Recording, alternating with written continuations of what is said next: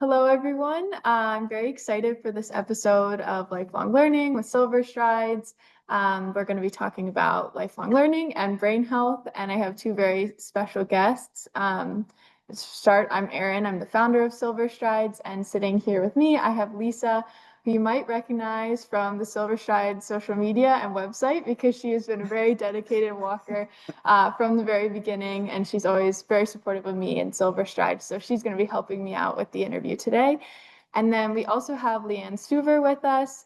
She is the co-founder and director of lifelong learning for the Virtual Brain Health Center, an organization that I have had the opportunity to work with through their brain summer boot camps. And she's also directed lifelong learning programs for senior living and is a registered nurse. So that is the resume introduction. But LeAnne, if there's anything you'd like to add for your non-resume introduction, we know there's definitely more than that. You hit the highlights. I'm a mom of two grown boys, so I'm very proud of that too. I guess grown men now, I should say. But I'm thrilled to be here with you because lifelong learning, I could talk about it all day. That's great. Yeah, I guess for some context, SilverStrides was really founded based on physical exercise and social connection and bringing those things together through walking. And then lifelong learning is this new component of it that's evolved pretty like over the last year, I think. Kind of since I started my PhD, we've been doing more with lifelong learning. So we're very excited to have you here as like an expert in lifelong learning.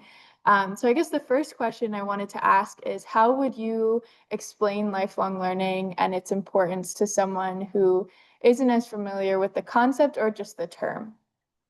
So I kind of learned about this when I started working at a senior living campus who had a lifelong learning program, kind of before that lifelong learning term was even being used. So I kind of self-educated myself and saw how much it made a difference in the residents' lives that they had opportunities to keep learning, even though they were on a senior living campus. And I think the way I like to explain it to people is we all are learning something new every single day. This doesn't have to be a formal, like you don't have to take a class to say that you're involved in lifelong learning.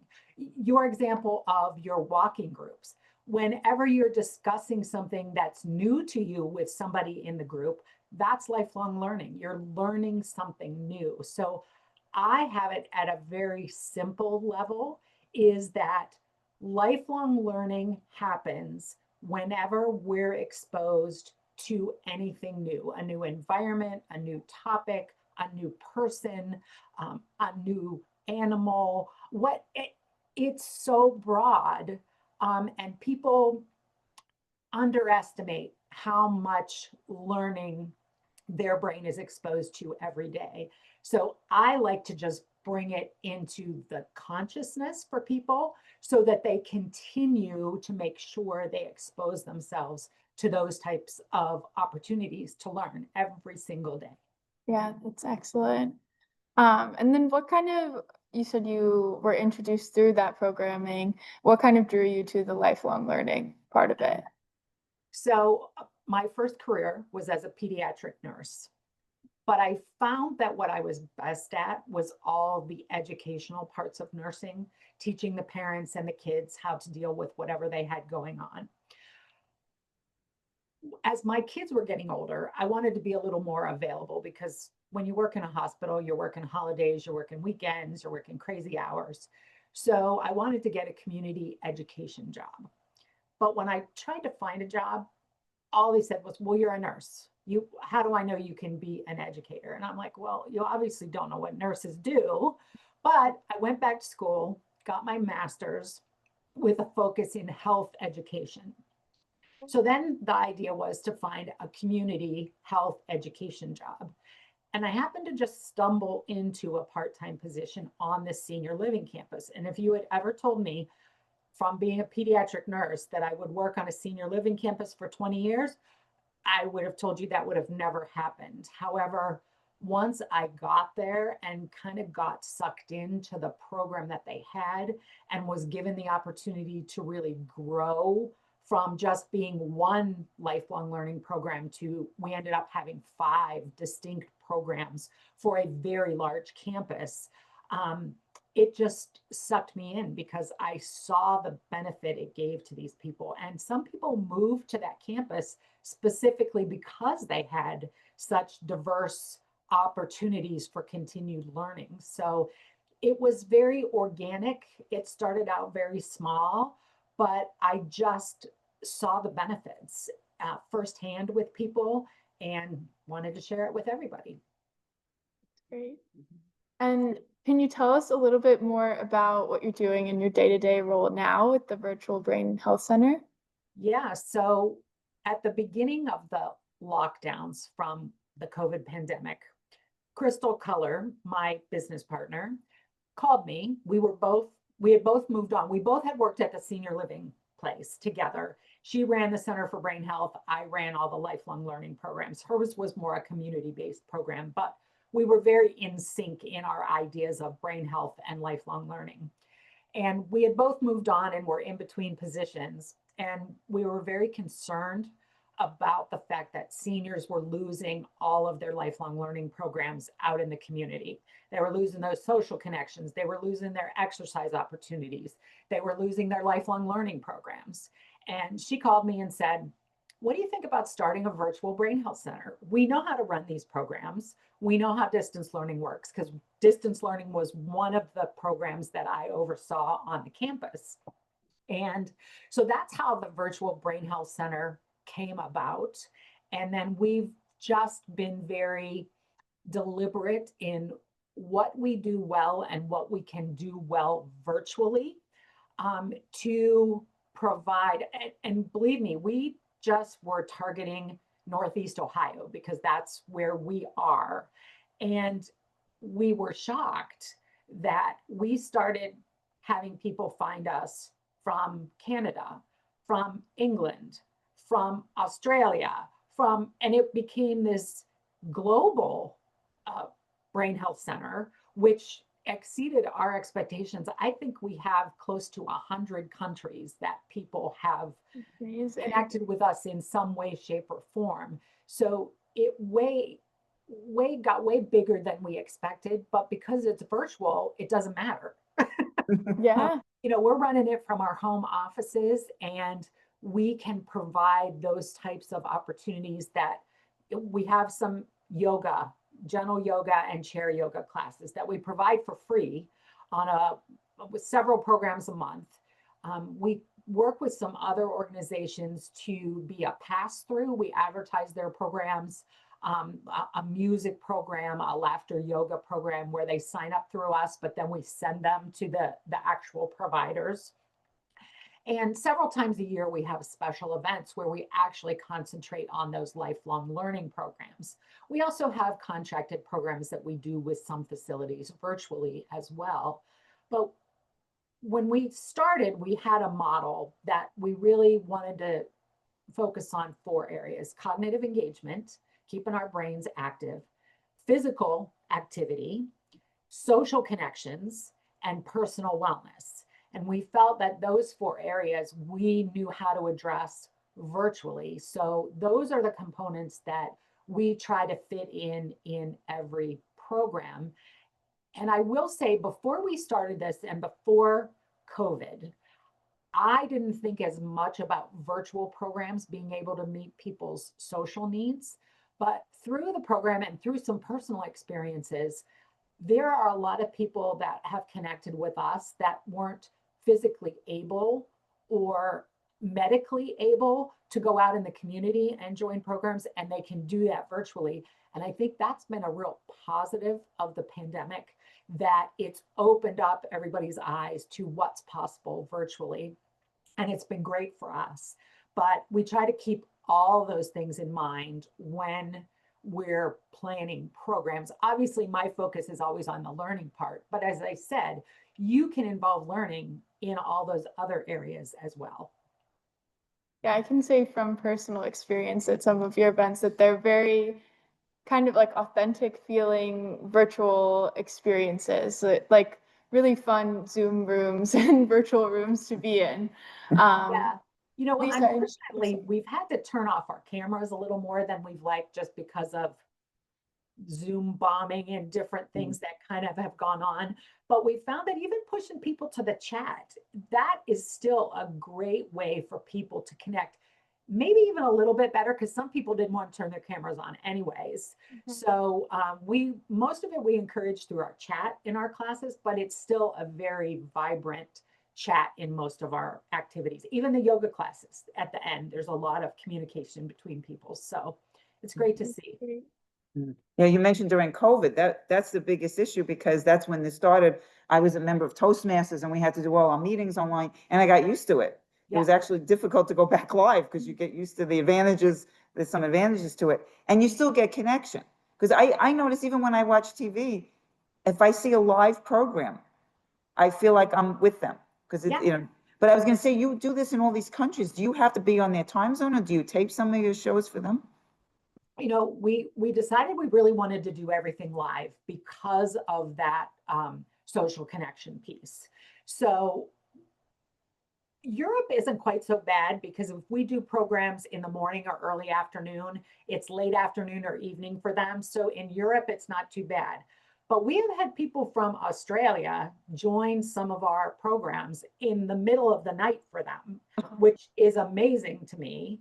And luckily, because of Zoom, even people who may not be English speakers can turn on the captions in their language and still participate because Zoom has the automatic translational capabilities for people. So we usually shoot for a late morning, early afternoon program to accommodate the biggest part of the world that we can.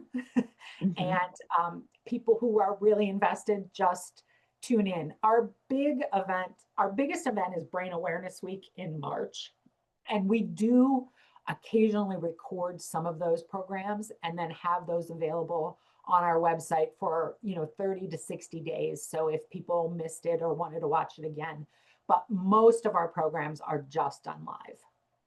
And are these people coming from their homes or are some of them in senior facilities where they get groups together? We have on occasion gotten people that have senior facilities that get their groups together, but it unfortunately has been a really hard sell since we started because so many senior living facilities lost so much of their activity budget during COVID that went to PPE support because of the lack of communications.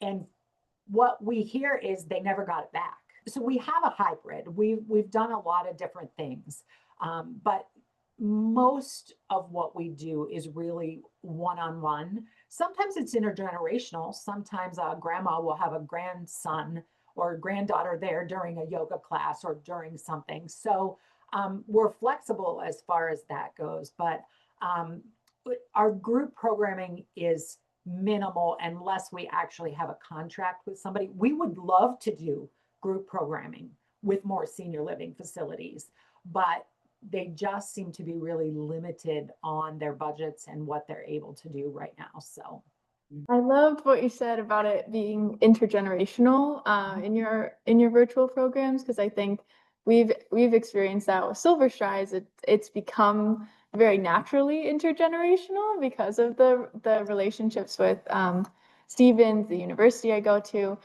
So that's exciting to hear. Maybe that leads into my next question is, are there any like misconceptions that or myths that people think or have about brain health and lifelong learning that you run into? I just think people underestimate everything that our brain does for us, unless we have a problem. So if somebody gets a brain injury or has a stroke or is diagnosed with a brain condition, then all of a sudden they learn how much our brain does for us. And I think what we want to do is let everybody know ahead of time what all your brain does for you and how you can grow your brain throughout your entire lifetime to help protect you down the road if you have a brain changing event, that if you build up what we call cognitive reserve in advance, then it's kind of like build up your physical reserve. If your muscles are stronger and you have a fall, you can recover so much quicker because you have that physical strength. Same thing with your brain. You can actually build your brain strength. I mean, you can intentionally do that. And I don't think people realize they have that power and control until they have a problem. So that's kind of our mission, to let people know that, you can do this throughout your life. And the earlier you start it, the better. And you can actually build protective factors into your brain to help as you get older or have an injury or an illness or whatever it may be. Yeah, that's great. If you met someone who was excited, they wanted to get started with lifelong learning, they didn't really know where to start, do you have like activities or something you would recommend as a way for them to get started?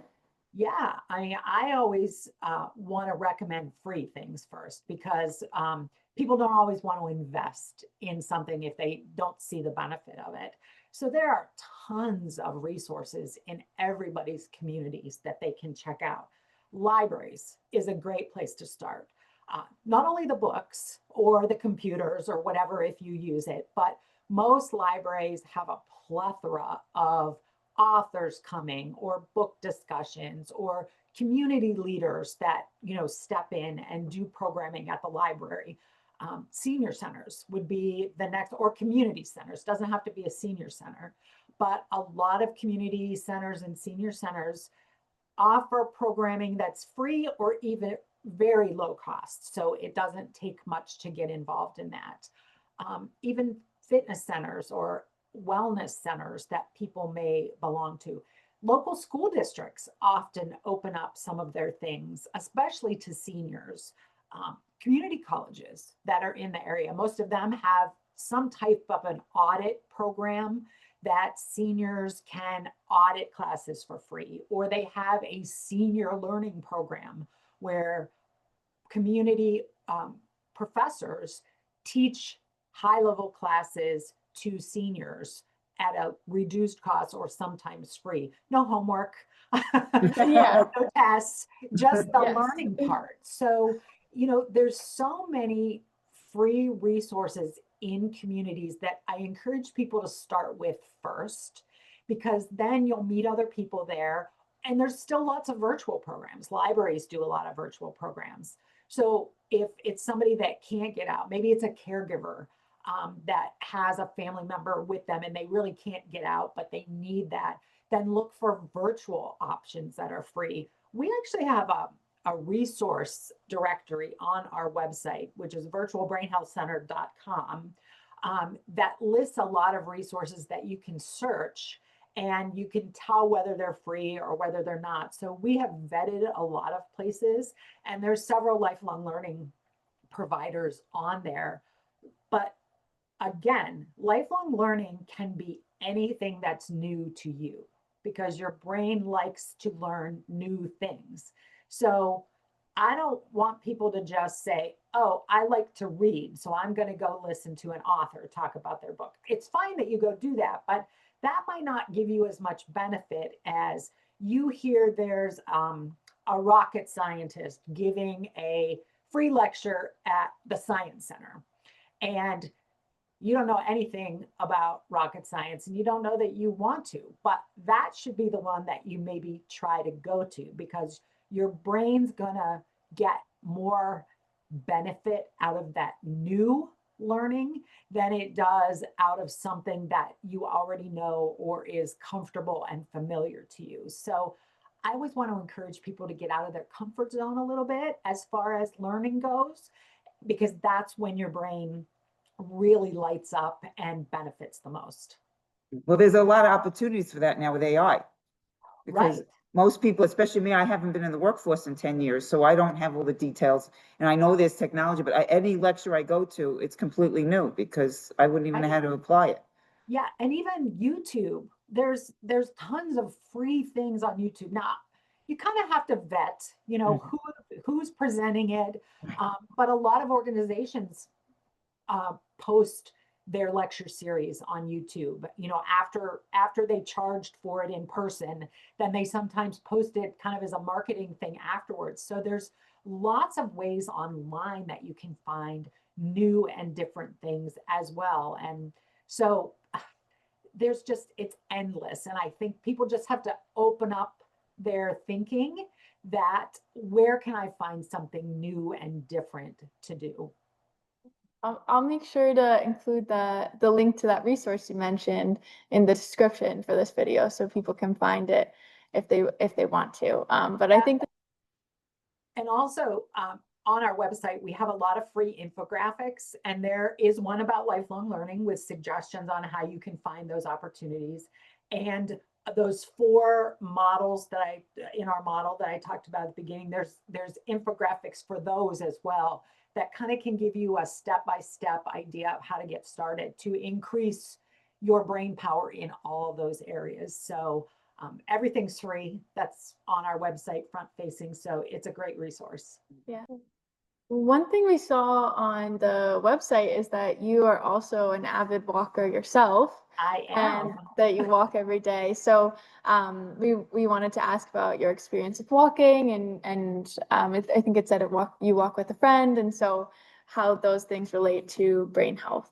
Yeah, so I walked for years with a good friend. Our kids were in school together. And I think my younger son was about a junior in high school when we made it a lot more regular. We would do it every once in a while for a while. But as our kids were older, we could fit it in a little bit better. And for a lot of years, we would meet early in the morning because then we got it done. We had our social connection and we went on with our days. Even when I was working close to full time, we'd still meet really early and walk. I will say, unfortunately, that has gone away because my husband had a serious medical condition a couple of years ago where the muscles in his legs were attacked. It was kind of a freak autoimmune thing. And part of his therapy was getting walking. He had been a lifelong runner, but that wasn't really in his ability. So now I'm walking with my husband. So and my friend has moved, so she's not nearby anymore anyways. But so I've changed my focus. It's my husband rather than my friend. But we still try to walk every day, weather permitting. Winter, it's a little more challenging, but we like to do it outside. So we kind of stick with that, even if we have to bundle up. And whenever we travel, we make sure that we find parks or hiking trails or whatever. We're usually better when we're traveling. Work sometimes gets in the way at home if we don't if we don't prioritize it. But I can't overemphasize the importance of walking. He used to minimize it to me because he was a runner and I didn't run. And he thought running was so much better than walking. But he has come around to realize, especially as we're getting older, a lot less impact on the joints. And it's that great connection where we get out of the house, away from our computers, away from everything going on at home, and can actually have better conversations while we're walking than sometimes we do at home when our phone's going off or the computer's dinging or whatever. So yeah, I love to recommend walking to everybody. And thanks to Erin and SilverStrides, I'm get out at least once a week and walk with my friends because it's very easy to say, oh, we'll walk tomorrow, and then something happens. We know we don't want to disappoint Erin, so we make sure we get there. Yeah, and have that accountability. I mean, that when we started it with my friend and I, that was done. We held each other to it. Even if the weather was bad, one of us would say, well, isn't that? We'd talk each other, out of, no, let's go. We're going to be better when we do it. And so my husband and I kind of do the same thing. But I think your walking groups are great. Thank you. Thank you for the compliment. And you come from a running background, so you know both. Yes, well, I do both. I love to do both while traveling, like you were saying. That's like one of my favorite ways to explore a new city and also just get outside. I think actually some other members of our lab have started going on the walks as well. And I think everybody just likes the break from the computer screen. Like Yeah. while you're in it, it's hard to step away, but then once you're outside, you feel so much better. Yeah, and you know, often at a fitness center or an indoor track, there's like a lot of extra noise. And I think that whole nature, experience with, being able to hear the birds or, hearing the water. I see in your videos, you guys walk along the Hudson, a lot. So, the water birds or just the water itself, that sound, there's something about the nature sounds that I think our brain really picks up on it and adds to that calming, effect more than being inside on a monotonous track or something like that. Well, I maybe walking's the answer, but do you have any other activities, maybe through Virtual Brain Health Center, that you personally really enjoy for your own lifelong learning? Well, I had never done yoga before we started having these yoga classes. So I will be honest, I'm not very good at it. I'm not very flexible. The chair yoga is much easier for me than the gentle yoga, but I do find that I'm much better able to focus and learn to breathe, like in stressful situations, because of those experiences that I had never had prior to this. So I think just that ability to focus and calm that you get through a yoga experience. We've done some meditation classes too. That's what I really would like to learn to do better. I have a very hard time like turning off my brain and learning to meditate, even guided with headphones. And so that's my goal. I would really like to learn to be a better meditator because I know that that's good for my brain too. But I think that yoga has been the best thing for me from our center that I have found is helpful to my physical and my mental well being. Yeah. And then I wanted to ask if you had any like success stories that you're particularly proud of where like you really saw lifelong learning make a difference for somebody. The one that really comes to mind for me is early when we started, we had a woman that connected with us from Indiana somewhere, and she was very, very isolated because of COVID. She had a lot of health issues. And so we opened up a world to a lot of people that were regulars at the time and they got connection. A few years later, she had a cancer diagnosis and she reached out to us and said, I haven't been back there, but I really want to come back to class. And she came back to the class and was dealing with a lot of brain fog from her chemo. And once she started coming back and connecting and coming to some of the classes, even if she didn't stay the whole time, we got feedback from her that it was helping her and encouraging her to continue to work on her brain health a little harder when she wasn't on screen with us to help get her out of that brain fog from the chemo and she wasn't probably really depressed, but just that down feeling from dealing with Yeah. cancer. So she's the person that always comes to mind. In fact, one of the classes, she showed up with her bald head and a red clown nose stuck on her nose, just so she could smile at everybody on camera and share how thankful she was for the community that was helping to support her through her journey. So that's the one that always comes to mind.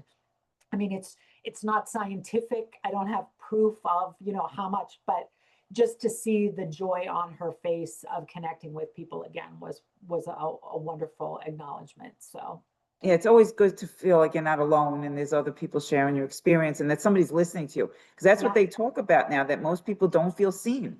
right, And so if you have these sessions, I always like to learn something. As I said, I'll watch a TV program. I still feel as long as it's live, even if it's taped, I'm part of something and it's what you take out of it.